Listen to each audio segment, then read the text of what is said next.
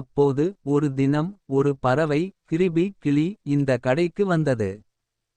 கிரிபி கிளி, சுசி தேவதை, நான் உன்னிடம் ஒரு உதவியை கேட்க வந்தேன். என் குரல் நெடுநாள் கெட்டுப்போயிற்று.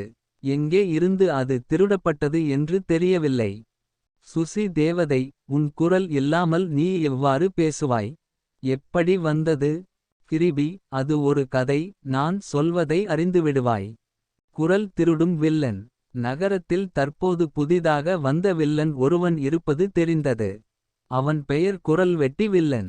அவன் தனது மாயாவுடன் யார் தானே பேசும் குரல்களை திருடி அந்த குரல்களை வித்தியாசமான வண்ணங்களில் மாற்றி விற்கும்.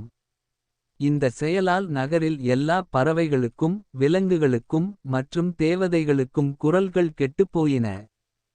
சுசி தேவதை உடனடியாக தனது மர்மங்கள் சுரண்டும் வில்லனை கண்டுபிடிக்க முடிவு செய்தாள்.